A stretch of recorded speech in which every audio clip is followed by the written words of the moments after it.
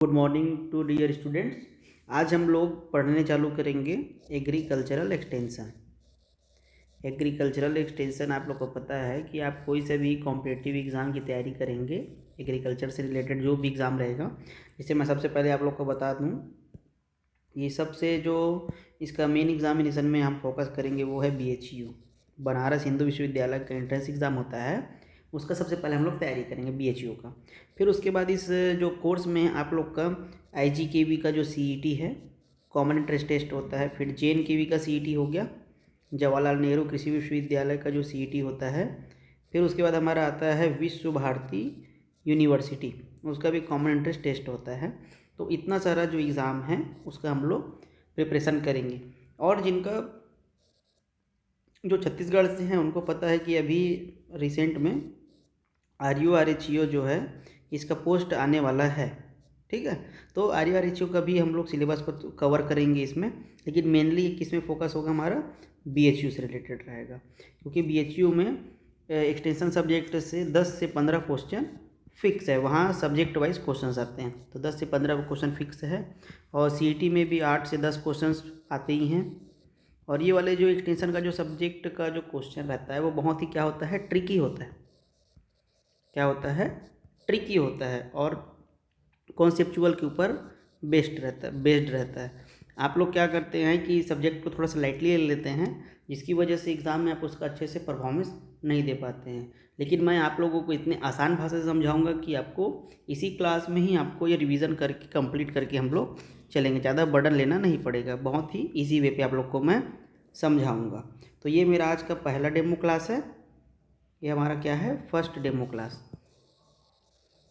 बाकी जो वीडियोस बनते जाएंगे मैं आप लोग को प्रोवाइड कराते जाऊंगा। हम लोग का यूट्यूब जो चैनल है एग्री क्रैकर करके, उसमें आप लोग को इसका वीडियो पूरा डिटेल्ड वाला मिलते जाएगा। तो पहला डेमो क्लास है। चलिए मैं सबसे पहले अपना इंट्रोडक्शन दे देता हूँ। आई एम हेमप्रकाश वर्मा और मैं अभी PhD रिसर्च स्कॉलर हूँ IGKV में, IGKV और Raipur, department of agricultural extension.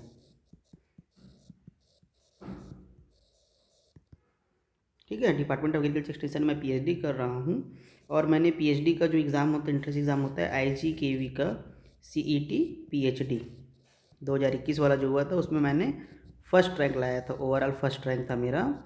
और उसके बाद JNKV का भी CET होता है, JNKV CET, उसमें भी PhD के लिए उसमें भी मेरा फर्स्ट रैंक था ओवरऑल। ठीक है, तो मैं अभी IGKV में PhD स्कॉलर हूँ। और मैंने अभी फर्स्ट अटेम्प्ट में ही अपना क्या किया है, जो ICAR होता है, ICAR का नेशनल एलिजिबिलिटी टेस्ट होता है 2021, उसका मैंने क्वालिफाई कर लिया पहले अटेम्प्ट में ही।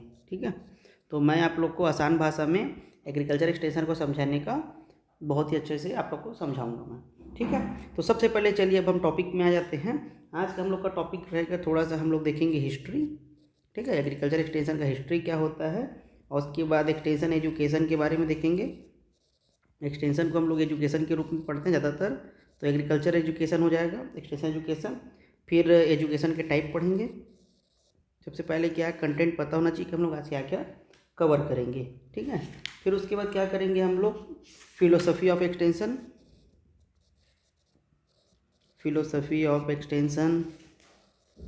Function of extension,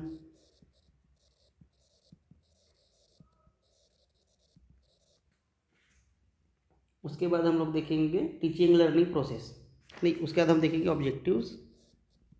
एग्जेक्टिव्स of extension. फिर देखेंगे हम लोग का जो एक्सटेंशन सब्जेक्ट है उसका भी पैराडाइम है। ठीक है, उसका भी थोड़ा सा पैटर्न है कि वो कैसे काम करता है, पैराडाइम ऑफ एक्सटेंशन। फिर लास्ट हम लोग देखेंगे टीचिंग लर्निंग प्रोसेस। ठीक है, टीचिंग लर्निंग प्रोसेस आप लोग को मैं नोट सब लोग को प्रोवाइड करा दूंगा और आप लोग को लिखते भी चलना है। ठीक है, तो आज हम लोग ये सब चीज़ें देखेंगे। आज सबसे पहले हम लोग हिस्ट्री की बात करते हैं। तो सबसे पहले हम देखते हैं कि एग्रीकल्चरल एक्सटेंशन वास्तव में होता क्या चीज़ है। ठीक है, आप लोग को पता होगा कि हम लोग क्या करते हैं, रिसर्च लैब होता है, रिसर्च लैब होता है जहाँ पर क्या है वेराइटीज़ डेवलप होती है, कोई भी टेक्नोलॉजी डेवलप होती है और उनको हम लोग को कहाँ पहुँचाना होता है, फार्मर्स के पास। ठीक है, हम लोग के जो अल्टीमेट स्टेक होल्डर्स हैं वो कौन है, फार्मर्स हैं, किसानों तक।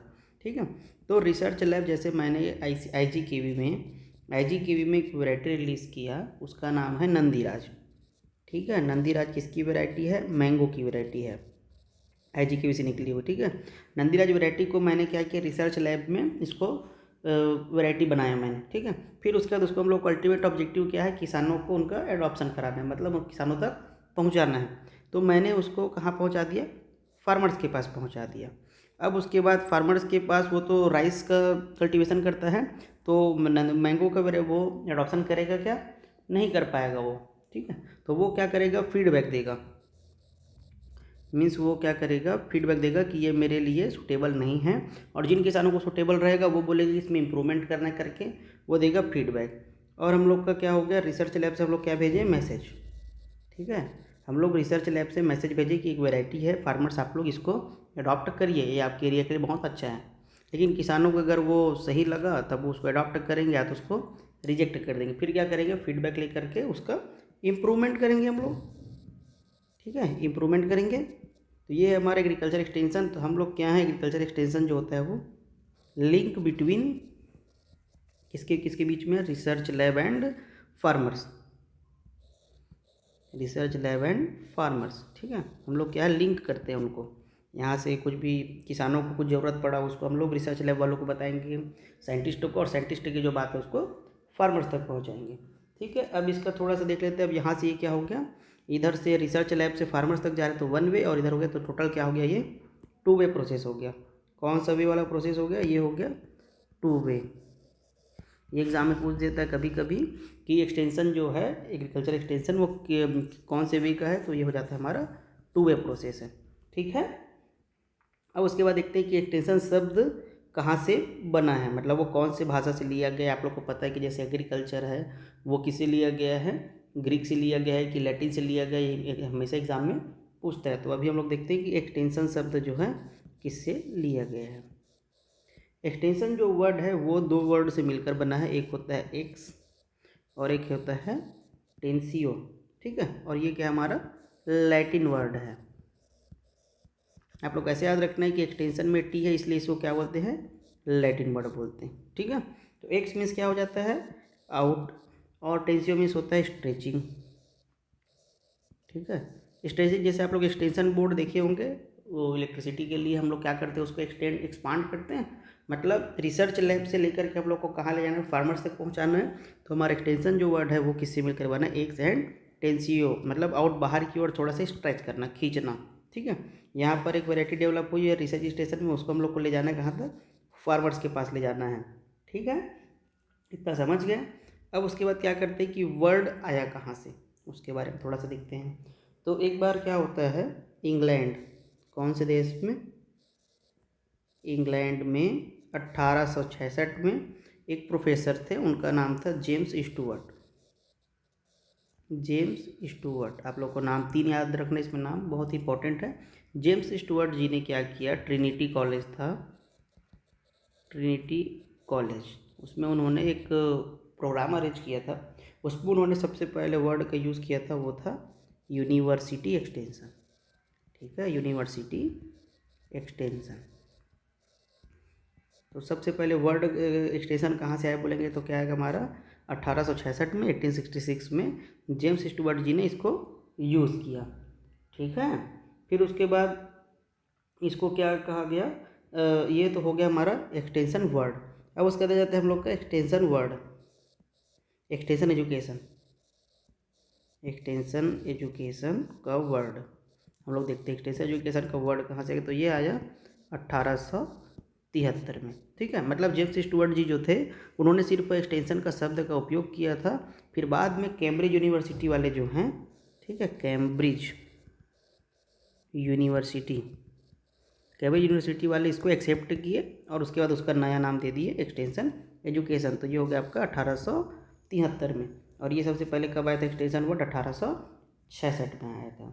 ठीक है, फिर उसके बाद एक को देखते हैं हम लोग, यूएसए, यूनाइटेड स्टेट्स अमेरिका जो है, वहाँ पर एक्सटेंशन को जैसे हम लोग इंडिया में एक्सटेंशन एजुकेशन बोलते हैं, वो लोग बोलते हैं एक्सटेंशन सर्विस। तो पेपर में आपको पूछ भी सकते हैं कि एक्सटेंशन सर्विस कहाँ पर बोला जाता है, एक्सटेंशन को ऐसा सर्विस कहाँ बोला जाता है, और एक्सटेंशन एजुकेशन तो बाकी जगह हम लोग बोलते ही हैं। ठीक है, तो ये हो गए हमारे एक्सटेंशन के वर्ड के मतलब हिस्ट्री देख लिए। अब आपको पता है कि जब ये शब्द को किसने दिया, जेम्स स्टुअर्ट जी ने दिया। ठीक है, जेम्स स्टुअर्ट जी ने सबसे पहले स्टार्ट किया। तो जेम्स स्टुअर्ट जो जी हैं वो क्या हो जाएंगे, इसके फादर ऑफ यूनिवर्सिटी एक्सटेंशन। ठीक है, फादर ऑफ यूनिवर्सिटी एक्सटेंशन कौन हो गए हमारे, जेम्स स्टुअर्ट जी। ठीक है, जेम्स स्टुअर्ट जी ने सबसे पहले इसको यूज़ किया था, तो ये हो गया हमारे जेम्स स्टुअर्ट। फिर उसके बाद सेकंड में आते हैं हम लोग के father of extension education. Father of extension education, आप लोगों को कंफ्यूज नहीं होना है, एजुकेशन। ठीक है, तो ये हो गए हमारे जेपी लिगन साहब हैं। ठीक है, जेपी लिगन जी जो हैं वो हमारे क्या है, father of extension education, JP Leagans. ठीक है, अब उसके बाद हम लोग वर्ल्ड लेवल पे देख लिए और यूनिवर्सिटी लेवल पे देख लिए। तो अब हमारे लास्ट बचे father of extension in India. Father of extension in India वो कौन है हमारे, डॉक्टर के एन सिंह। के एन सिंह। तो आपको एग्ज़ाम में बहुत बच्चे कंफ्यूज हो जाते हैं, आपको कंफ्यूज नहीं होना है। सबसे पहले वर्ड का यूज़ किया था जेम्स स्टुअर्ट जी ने, इसलिए उनको क्या बोलते हैं, फादर ऑफ यूनिवर्सिटी एक्सटेंशन। और उसके बाद फादर ऑफ एक्सटेंशन जो कौन सा, जेपी लिगन्स। इनको father of extension education in USA भी कहा जाता है। ठीक है, यूएसए भी पूछ दिया तो आप लोग को यही टिक लगाना है। और नॉर्मल एक्सटेंशन एजुकेशन के फादर बोलेंगे तो जेपी लिगन्स ही है। और हमारे इंडिया में डॉक्टर के एन सिंह जी है, उनका बहुत विशेष योगदान है, इसलिए उनको हमारे इंडिया में फादर ऑफ एक्सटेंशन एजुकेशन कहा जाता है। ठीक है, अब चलिए देखते हैं, ये तो हो गए हमारी हिस्ट्री की बात। अब आप लोग को पता है कि दो टाइप का साइंस होता है। एक होता है, ये देखिए, अब हम लोग देखते हैं साइंस के बारे में, मतलब ये जो सब्जेक्ट है वो कौन से साइंस के अंतर्गत आता है हम लोग ये देखते हैं। ठीक है, तो एक होता है बेसिक साइंस, ठीक है, और एक होता है अप्लाइड साइंस, मतलब जिसको हम लोग अप्लाई करते हैं। जैसे बेसिक साइंस में क्या हो जाता है, नाइट्रोजन का हम लोग ने आविष्कार किया, नाइट्रोजन एक न्यूट्रिएंट का आविष्कार किया, लेकिन उसको हम लोग एज अ ह्यूमन, मतलब ह्यूमन के बेटरमेंट के लिए यूज़ किए, जैसे यूरिया बना दिए। ठीक है, ये हम लोग का बेसिक साइंस जो हो गया, जो पहले से ही एग्जिस्ट करता है। ठीक है, नेचुरल इवेंट्स जैसे बोले हम लोग, नेचुरल इवेंट्स। तो ये होगा हमारे नेचुरल इवेंट्स जो है। थ्योरिकल एस्पेक्ट जितने भी देखेंगे, कोई भी प्रिंसिपल्स है, वो किस में आ जाएगा, हमारा बेसिक साइंस में। अब उसको हम लोग क्या करेंगे, अप्लाई करेंगे फॉर बेटर ह्यूमन बींग के लिए। ह्यूमन बींग के लिए हम लोग अप्लाई करते हैं, तो उसको बोलते हैं हम लोग अप्लाइड साइंस। तो हमारा एग्रीकल्चरल एक्सटेंशन किस में आएगा, अप्लाइड साइंस। अब हम लोग अप्लाइड साइंस तो ठीक है, अब उसके बाद उसके अंदर में अगर और स्पेसिफिक जाते हैं, आजकल एग्ज़ाम थोड़ा सा एडवांस्ड होते जा रहा है, तो उसमें आ जाएगा अप्लाइड साइंस के अंतर्गत में आ जाएगा ये बिहेवियरल। ठीक है, हम लोग बिहेवियरल से काम करते हैं, किसानों के बिहेवियर से के साथ हमारा काम चल रहा है, तो इसको क्या बोलते हैं, अप्लाइड बिहेवियरल साइंस। तो पेपर में आपको अप्लाइड साइंस भी दिए रहेगा, तो अप्लाइड को करना, बेसिक और अप्लाइड दिए रहेगा। तो अगर अप्लाइड बिहेवियरल साइंस दिया है तो आपको अप्लाइड बिहेवियरल साइंस को ही टिक करना है। ठीक है, ये मोर स्पेसिफिक है, ये आपसे एक क्वेश्चन कभी कभी पूछा जा सकता है। ठीक है, आगे बढ़ें। अब उसके बाद आ जाते हैं हम लोग का एक्सटेंशन एजुकेशन। एक्सटेंशन एजुकेशन मैंने आपको बताया कि सबसे पहले कब यूज़ किया गया था, 1873 में। कहाँ किया गया था, कैम्ब्रिज यूनिवर्सिटी में। आप लोग याद कैसे करेंगे, एक्सटेंशन वर्ड जो है पहले आया था। ठीक है, एक्सटेंशन वर्ड जो है 1866 में, एक्सटेंशन छोटा था। अब उसके बाद एक्सटेंशन एजुकेशन जो है वो आ जाएगा आपका 1873, मतलब एक्सटेंशन पहले आया, एजुकेशन जो है वो बाद में आया। तो आपको ये थोड़ा सा ट्रिक याद रखना है, ठीक है, एग्जाम के पॉइंट ऑफ व्यू से। एक्सटेंशन एजुकेशन क्या है, एजुकेशन क्या होता है, शिक्षा कुछ नहीं केवल आत्मा की संतुष्टि है। ये किसने कहा था, रविन्द्रनाथ टैगोर जी ने कहा था। ठीक है, तो अब हम लोग इसको देखते हैं कि एजुकेशन जो होता है क्या होता है। ये होता है बेसिकली प्रोसेस। क्या होता है, प्रोसेस। तो प्रोसेस कैसा वाला है, डेवलपमेंट फार्मर्स कैपेबिलिटी।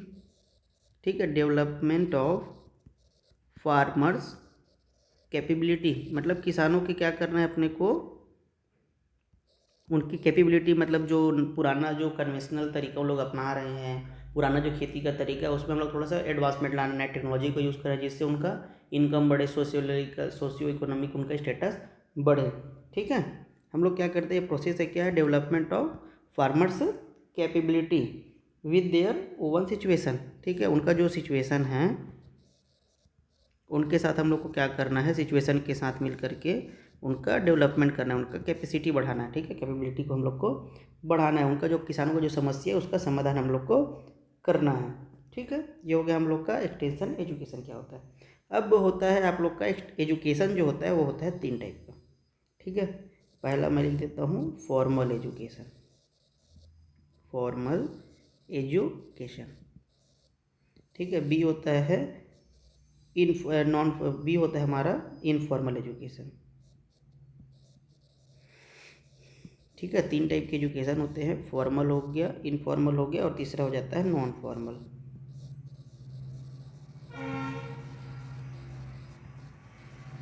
तीन टाइप के एजुकेशन होते हैं। फॉर्मल एजुकेशन आप लोग को पता है कि जो स्कूल में आप लोग एजुकेशन करते हैं, जो जिसमें क्या होता है, हायरार्की होता है। ठीक है, हायरार्की होता है और इसमें क्या है, क्रोनोलॉजिकल ग्रेडेड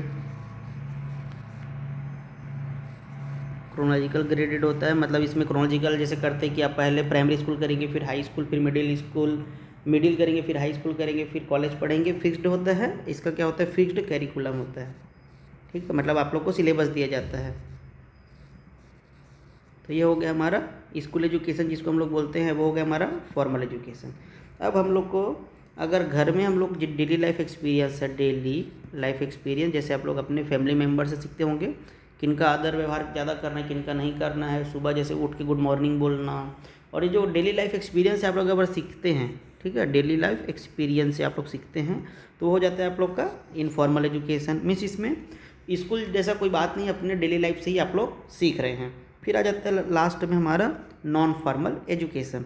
ये क्या होता है, दोनों टाइप का जो एजुकेशन को मिला करके बना है, लर्नर सेंटर्ड। मतलब जो लर्नर है, जैसे हम लोग फार्मर्स हैं, फार्मर्स के केस में क्या करते हैं कि फार्मर्स के पास सुबह टाइम नहीं रहता, तो हम उनको रात में उनको थोड़ा सा एजुकेशन के बारे में बता सकते हैं, उनका पढ़ाई करा सकते हैं, जैसे एडल्ट एजुकेशन होता है। ठीक है, एडल्ट एजुकेशन। किसान ज़्यादातर क्या होते हैं, प्रौढ़ होते हैं, एडल्ट होते हैं, तो उनको एजुकेशन कराने के लिए एक नया टाइप है, वो है नॉन फॉर्मल एजुकेशन। इसको बोलते हैं आउट ऑफ स्कूल एजुकेशन। ठीक है, आउट ऑफ स्कूल एजुकेशन बोलते हैं इसको।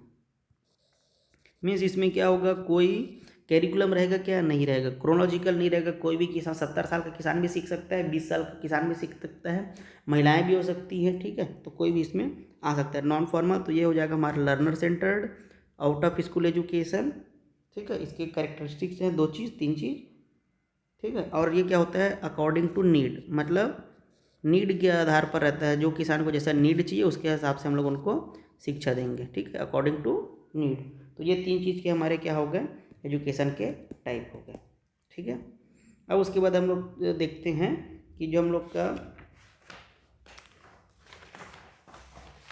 ऑब्जेक्टिव क्या एक्सटेंशन का। ठीक है, ऑब्जेक्टिव्स ऑफ एक्सटेंशन।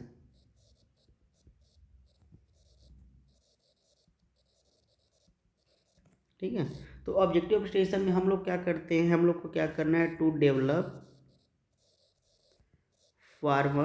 फार्मर्स का क्या क्या डेवलपमेंट करना है। ठीक है, किससे करेंगे, बाय एजुकेशन। ठीक है, उनको, हमारे देश में आप लोग को पता है कि अभी भी बहुत सारे किसान जो है वो थोड़े अशिक्षित हैं या फिर कम शिक्षित हैं, इसी वजह से यहाँ पर टेक्नोलॉजी का ज़्यादा अडॉप्शन नहीं हो पा रहा है। तो हमको क्या करना है, उनका डेवलपमेंट करना है। ठीक है, तो अब डेवलपमेंट के 3 क्राइटेरिया रख लेते हैं। ठीक है, 3 एरिया पे अपन को काम करना है। इकोनॉमिकली उनको आर्थिक रूप से समृद्ध बनाना है, फिर उसके बाद कल्चरली मीन्स उनका सांस्कृतिक लेवल पे उनका काम करना है, और फिर एक हो जाता है सामाजिक स्तर पर। 3 डायमेंशंस रखे हमने। इकोनॉमिकली उनको आर्थिक रूप से अच्छा मजबूत बनाएंगे, फिर उनका सांस्कृतिक समृद्धि बनाएंगे, जैसे इसमें आ जाएगा जीआई टैग। जैसे हम लोग जीआई टैग देते हैं, जियोग्राफिकल इंडिकेशन टैग दे रहे हैं, तो उससे क्या होता है, उनकी संस्कृति से जुड़ा हुआ जो नया कुछ प्रोडक्ट है या पुराना जो लोग इतिहास से करते आ रहे हैं वो हम लोग का आ जाएगा। फिर उनका सामाजिक, उनका जीवन में, जैसे हम लोग फार्मर्स को आज भी थोड़े दूसरे नज़र से देखते हैं कि कोई कुछ नहीं करता वो फार्मर्स है, ऐसा बात नहीं है। कोई भी इनोवेशन कर सकता है, कोई भी फार्मर्स बन सकता है। अगर यूं ही खेती आसान होता तो हर कोई क्या है, किसान होता है। इसलिए हमको क्या करना है कि किसानों का उनको समृद्ध बनाना है। तो हमारा क्या ऑब्जेक्टिव क्या है, वो किसानों को, फार्मर्स को डेवलपमेंट करना है, इकोनॉमिकली, कल्चरली और सोशियली, 3 टाइप की हम लोग को करना है। किसके द्वारा करना है, बाय एजुकेशन। अब उसके बाद आ जाते हैं हम लोग फंक्शंस। ठीक है, इनके फंक्शन क्या है, फंक्शंस ऑफ एक्सटेंशन। ठीक है, ये हो गया, थोड़ा सा इसको देख लेते हैं। Functions of extension. ठीक है, अब उसके बाद हम लोग का फंक्शन क्या है, डिजायरेबल चेंज करना है। ब्रिंग डिजायरेबल, वांछित मतलब जिसको हम लोग चाहते हैं उनको, डिजायरेबल चेंजेस इन फार्मर्स में हम लोग को क्या करना है, डिजायरेबल चेंज। मतलब एक होता है डिजायरेबल, एक होता है अनडिजायरेबल। डिजायरेबल मीन्स क्या होता है कि हम उनके क्या विकास करना चाहते हैं। ठीक है, तो उनके हमें चेंज करना चाहते हैं। तो अब चेंज करेंगे तो इसके भी 3 डायमेंशंस हैं। एक होता है नॉलेज, ठीक है, एक हो जाता है हम लोग का नॉलेज। अभी आप लोग को पता होगा कि बहुत सारे योजनाएं जो चल रही है, पीएम किसान योजना, सोइल हेल्थ कार्ड, उसका अभी तक किसानों तक अच्छे से इम्पैक्ट नहीं पड़ रहा, क्योंकि उनको बहुत ज़्यादा नॉलेज उसके बारे में नहीं है। ठीक है, सेकेंड हो जाता है स्किल। ठीक है, जैसे नॉलेज क्या होता है कि ट्रैक्टर जो है उसमें 6 गियर होते हैं, 5 गियर होते हैं, ये हमारे क्या हो गए, इन्फॉर्मेशन रखे वो नॉलेज है। और उसको चलाना कैसे, यूज़ कैसे करना, वो हो जाता है हमारा स्किल। और उसके बाद हम लोग का क्या हो जाता है, तीसरा एटीट्यूड। ठीक है, एटीट्यूड है, और ये इसको क्या बोलते हैं हम लोग शॉर्ट फॉर्म में KAS, कास बोलते हैं। ठीक है, याद करने का आपका तरीका, नॉलेज, एटीट्यूड और स्किल को क्या करना है, इम्प्रूवमेंट, मतलब उनका अंडरस्टैंडिंग बढ़ाना है। ठीक है, उनका नॉलेज को बढ़ाना, एक्सपांड करना है। फिर उसके बाद क्या करना है, उनका गोल्स जो है उसको डिसाइड करके स्किल इम्प्रूवमेंट करना है। ठीक है, स्किल को क्या करना है, इम्प्रूवमेंट करना। और एटीट्यूड को क्या बनाना है, फेवरेबल। ये को क्या होता है, एग्रीकल्चर का जो बहुत सारे जैसे मशीनरी जब सबसे पहले आया हुआ था, जैसे हम लोग एक एग्जाम्पल लेते हैं हार्वेस्टर। तो हार्वेस्टर बहुत महंगा था। ठीक है, तो उसमें क्या था, किसानों का एटीट्यूड जो था, निगेटिव एटीट्यूड था कि ये बहुत महंगा है, हम लोग कैसे यूज़ करेंगे, क्या करेंगे, यहाँ चलेगा कि नहीं। फिर सरकार ने क्या किया, उसमें सब्सिडी देना चालू कर दिया। ठीक है, उसमें जैसे 40%, 50% अलग अलग रहता है, तो उसमें देना चालू कर दिया सब्सिडी। तो जिससे क्या हो गया, किसानों का उनके प्रति फेवरेबल एटीट्यूड बन गया, और आज उसको एडॉप्ट कर रहे हैं। तो ये पहला डेमो क्लास था, इसमें आज हम इतना ही पढ़ते हैं। फिर नेक्स्ट जो डेमो क्लास है उसमें आप लोग को और डिटेल से करेंगे, नया टॉपिक हम लोग करेंगे, टीचिंग लर्निंग प्रोसेस को देखेंगे। ठीक है, ओके, थैंक्स टू एवरीवन।